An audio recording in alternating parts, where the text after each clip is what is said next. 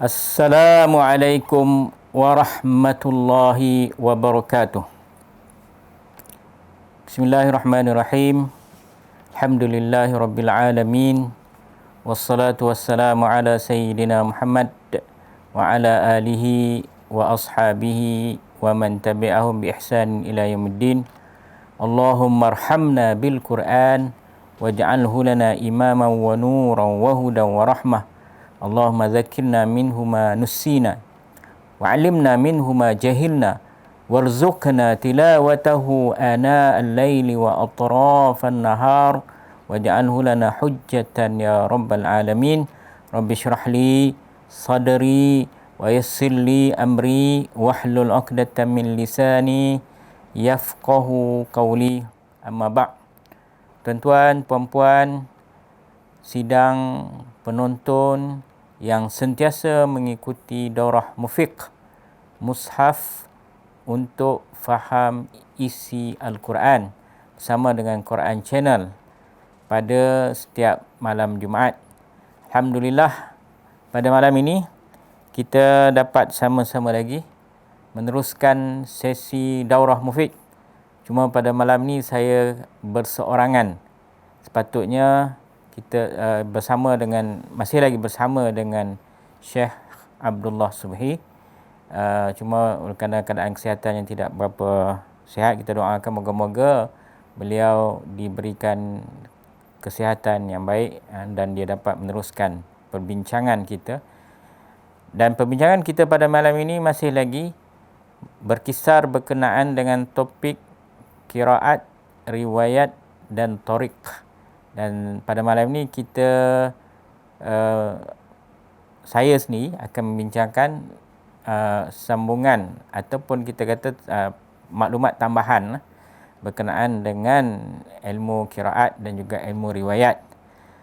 Untuk tuan-tuan dan puan-puan, untuk kalaulah di mana pun, kalau tuan-tuan dan puan-puan pergi ke Mekah ke pergi ke mana-mana negara Islam nak beli Al-Quran, dia kena tanya kepada pembekal Al-Quran itu, Quran ini ataupun mushaf ini ikut riwayat mana ataupun ikut qiraat mana.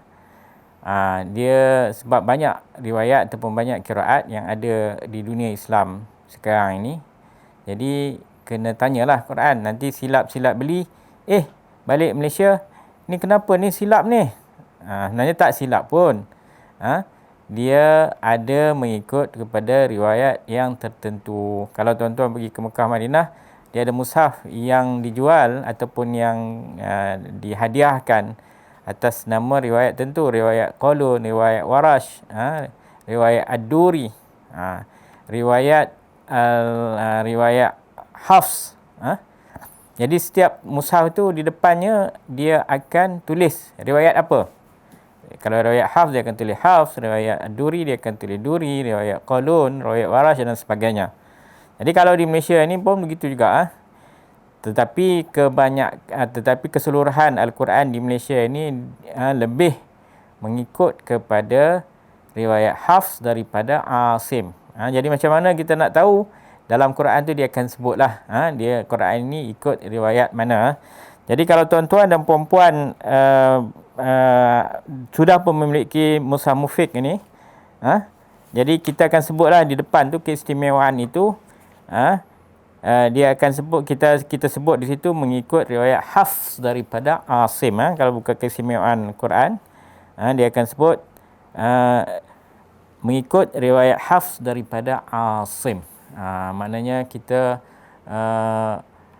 Quran kita ini memang menjurus ataupun keseluruhannya adalah mengikut kepada riwayat Hafs daripada Asim. Baik. Kemudian kita pergi kepada sedikit pengenalan. Bila kita dah membaca Quran ni, sedikit pengenalan berkenaan dengan biodata 10 orang imam qiraat yang termasyhur. Jadi tuan-tuan boleh buka di belakang ataupun di hujung lampiran belakang tu muka surat 83 sehinggalah kepada muka surat seterusnya sampai 80, sampailah ke muka surat 90. Baik, saya ambil antara qari ataupun antara yang mengembangkan qiraat ini, saya ambil yang kelimanya, sebab itu adalah yang kita selalu baca di Malaysia mengikut kepada qiraat Al-Imam Asim. Jadi apa nama Imam Asim ni? Imam Asim namanya Asim bin Abi An-Najud Al-Asadi. Ini Bani Asad. Beliau dikenali juga sebagai Abu Bakar. Abu Bakar ni kita kata kunyah je lah. Abu Bakar Asim bin Abi An-Najud Al-Asadi, dan dia merupakan seorang tabi'in. Tabi'in ni maksudnya dia generasi yang kedua lah. Generasi Rasulullah dan para sahabat, kemudian generasi tabi'in.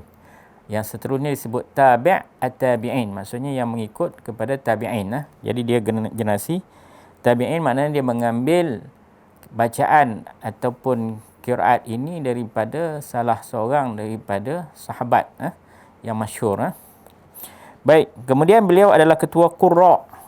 Qurra ni, maksud qurra ini adalah plural kepada qari. Jadi beza istilah ni ialah bila sebut qari ataupun qari itu, dia merupakan pembawa kepada qiraat.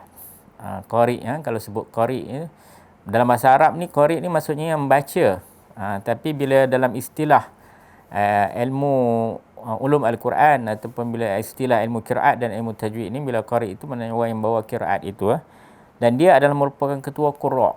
Qurra ni maksudnya himpunan ataupun sekumpulan qari yang mengajar Al-Quran di Kufah. Kufah ni berada di Iraq sekarang ni.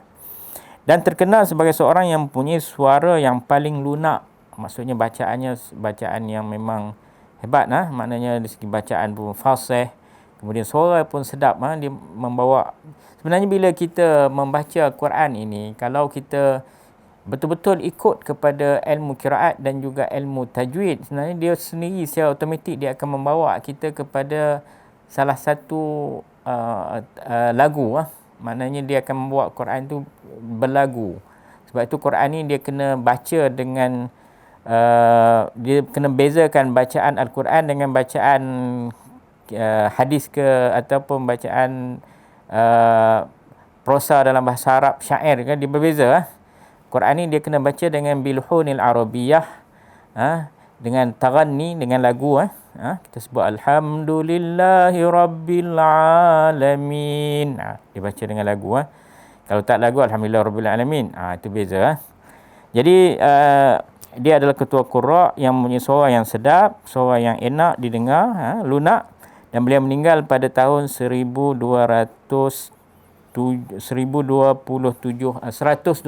Hijrah. Maknanya dalam kurun kedua Hijrah lah. 127 Hijrah. Kemudian rawinya, maksudnya yang meriwayatkan daripadanya, ada dua yang masyhur. Bukan dua saja, tapi yang terkenal, yang ditulis ataupun yang mempunyai sumbangan penulisan dan dikenalinya adalah yang pertama Al-Imam Syu'bah dan yang kedua Imam Hafs. Jadi Syu'bah ni salah seorang daripada perawi kepada Al-Imam Asim. Tapi Syu'bah ni kita jarang sangat, kecuali orang yang betul-betul belajar Quran lah. Yang kita belajar di Malaysia ialah yang masyhurnya ialah Imam Hafs daripada Al-Asim. Kemudian sebagai tambahan maklumat, berikut ada 3 perkataan yang kerap digunakan di dalam ilmu qiraat dan pengertian setiap satu perkataan tersebut. Bila sebut qiraat itu ialah satu ilmu yang membincangkan tentang cara bacaan pada kalimat-kalimat tertentu. Itu qiraat. Yang kedua, riwayat, suatu yang disandarkan kepada perawi yang mengambil qiraat daripada imam qiraat tersebut. Ataupun kalau orang yang seperti mana yang saya sebutkan tadi, dia disebut orang yang meriwayatkan qiraat itu disebut rawi. Disebut rawi. Kemudian tariq ialah sesuatu yang disandarkan kepada seorang yang mengambilnya daripada perawi. Contohnya riwayat Hafs daripada qiraat Asim daripada Tariq Asy-Syatibiyah. Yang berkenaan dengan Tariq Asy-Syatibiyah ni ataupun Ibn Al-Jazari ni, insya-Allah kita akan bincangkan pada minggu depan bersama dengan Syekh Abdullah Subhi. Baik, perkembangan qiraat di seluruh dunia, kita tengok qiraat yang paling banyak diikuti oleh umat Islam di seluruh dunia kini waktu sekarang ni ialah qiraat Asim yang diriwayatkan oleh Hafs melalui Tariq Syatibiyah. Dia punya jumlah umat Islamnya ialah 95%. Kalau kita tengok jumlah keseluruhan umat Islam, yang banyak mengamalkan ataupun yang mengikut kepada riwayat Hafs ni di Nusantara lah. Nusantara, kemudian di Syam, sebahagian di Mesir, di negara Arab, di Saudi, itu banyak mengikut qiraat Asim. Dan sebenarnya yang lebih menjadi faktor kepada perkembangan riwayat ini ialah apa?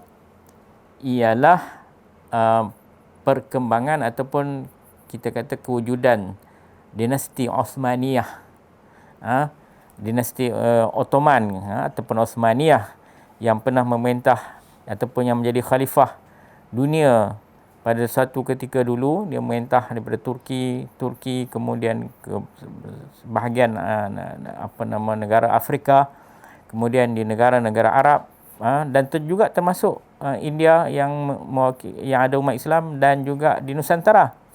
Jadi bila mereka kerajaan Osmaniyah itu menjadi dinasti yang memerintah dunia Islam, maknanya dunia Islam lain membaiat ataupun mengikat janji taat setia kepada kerajaan Osmaniyah. Sebab itu dia berkembang. Sebab itu qiraat Asim melalui riwayat Hafs ini dia berkembang seluruh dunia. Kemudian qiraat-qiraat lain seperti qiraat Nafi' bin Abdul Rahman melalui riwayat Qalun dipakai di sebelah Libya dan sebahagian di Tunisia. Manakala riwayat Warash banyak digunakan di Aljazair, Algeria, Morocco, Maghribi. Morocco dengan Maghribi itu samalah. Sebahagian di Tunisia dan sebahagian di Sudan. Qiraat Abu Amru Al-Basri pula digunakan pakai di sebahagian kecil di Sudan. Qiraat Ibnu Amir Ad-Dimashqi digunakan pakai di Yaman. Jadi kemudian syarat yang untuk diterima sebagai qiraat yang mutawatir ataupun qiraat yang sahih itu dia ada syarat-syarat dia. Yang pertama, qiraat itu tidak bercanggah dengan bahasa Arab. Sebab Al-Quran itu merujuk kepada bahasa Arab. Quranun Arabiyyun, Quran yang berbahasa Arab. Berbahasa Arab maksudnya diturunkan oleh Allah Subhanahu Wa Taala dalam bahasa Arab. Kemudian qiraat itu tidak bercanggah dengan resam Osmani. Resam Osmani itu ialah cara menulis huruf-huruf Al-Quran ataupun kalimat Al-Quran itu yang telah diittifaq oleh para sahabat, yang telah disebarkan ke seluruh dunia Islam pada zaman Sayyidina Osman, dan digunakan pakai sehinggalah ke hari ini. Dia bila sebut resam Osmani itu, dia hanyalah cara menulis Al-Quran semata-mata. Dia tidak ada baris, tidak ada titik. Jadi bila ataupun kita kata rumah huruf tu, jadi bila dia boleh dibaca dengan pelbagai qiraat, sesuai dengan pelbagai qiraat. Walaupun dalam perkataan yang ataupun dalam ungkapan yang berlainan tetapi membawa maksud yang sama. Contohnya kalau kita buka dalam surah cerita tentang ya ayyuhallazina amanu in ja'akum fasikum binaba'in fatabayyanu. Perkataan fatabayyanu tu kalau dulunya ditulis dalam bentuk rumah huruf je, tidak ada titik, tidak ada baris. Kemudian bila dibaca, dia boleh dibaca dengan apa? Fatasabbatu. Huruf ataupun rumah tu boleh dibaca dengan fatabayyanu, boleh dibaca dengan fatasabbatu. Ungkapannya berlainan tetapi makna yang sama. Maknanya sekiranya kamu didatangi oleh seorang yang fasik membawa khabar, maka hendaklah kamu bertabayun. Tabayun tu maknanya mengenal pasti benar ataupun salah. Fatasabatu pun makna sama. Jadi itu qiraat. Fatasabatu tu dibaca oleh Ibnu Mas'ud radhiyallahu anhu. Jadi itu qiraat. Kemudian qiraat itu tidak bercanggah dengan rasam. Ini yang ketiganya, sanad qiraat itu mestilah bersambung dan mutawatir. Iaitu rawi yang meriwayatkan qiraat tersebut merupakan satu kumpulan yang ramai, di mana mustahil mereka itu berpakat dalam melakukan penipuan. Itu keistimewaan Al-Quran. Jadi Al-Quran ini Allah Subhanahu Wa Taala pelihara dia. Kemudian dia diriwayatkan oleh sekumpulan besar daripada zaman Rasulullah, kemudian para sahabat, kemudian para tabi'in, kemudian tabi'in, sehinggalah ke hari ini dalam dalam jumlah yang ramai, yang mana tidak mungkin jumlah yang ramai itu berdusta, sepakat berdusta atas sesuatu perkara yang berkaitan dengan Quran itu, mana tidak mungkin. Dan sebab itu kita lihat Quran ini sampailah sekarang ini dipelihara oleh Allah Subhanahu wa taala, sebab Al-Quran itu diriwayatkan secara mutawatir. Kemudian bila kita tengok pula apa bezanya bacaan Hafs daripada Asim dengan bacaan-bacaan lain. Jadi dalam Mushaf Mufiq ini kita menceritakan infiradat. Maksud infiradat ni adalah bacaan khusus riwayat Hafs. Kita ada perbezaan antara jumhur qari dengan juga Hafs ini. Contohnya kita tengok dalam ayat Al-Baqarah ayat 67. Dalam bacaan Hafs, Hafs membaca dengan huzuan. Huzuan. Tapi jumhur ataupun kita kata qari lain, sama ada 3 atau 4, 5, 6 orang yang lain, membaca dengan huzuan. Huzuan Hafs, huzuan qari lain. Kemudian surah Ali Imran ayat 57, fayuwaffihim ujurahum. Fayuwaffihi ujurahum. Itu di dalam qiraat Hafs ataupun riwayat Hafs. Kemudian dalam yang lainnya ataupun jumhur lain membaca fanuwaffihim. Asalnya ya dibaca dengan nun. Nun maksudnya ramai ataupun kami. Fayuwaffi maksudnya dia. Maknanya seorang. Nuwafi maknanya ramai. Jadi banyak lagi perbezaan-perbezaan, insya-Allah kita akan sambung pada minggu depan berkenaan dengan infiradat, maksudnya bacaan khusus Hafs yang berbeza dengan qiraat ataupun dengan riwayat lain yang tersebar dalam dunia Islam. Jadi kita rasa cukup setakat ini untuk malam ini, dan insya-Allah kita sambung lagi masa menceburui kita. Jadi di depan saya ini adalah buku yang terbaru yang akan dicetak dan akan diedarkan tak lama lagi berkenaan dengan seni diplomasi kaunseling keluarga Islam yang dikarang oleh Dr. Ahmad Kamal bin Arifin. Jadi buku ini adalah satu buku yang insya-Allah yang menyentuh berkenaan dengan isu-isu kekeluargaan. Jadi tuan-tuan boleh dapatkan, boleh buat pesanan dalam kami punya website www.nashrulquran.com. Jadi saya cukup sekian ini. Aku qauli hadza, astaghfirullah li wa lakum. Wassalamualaikum warahmatullahi wabarakatuh.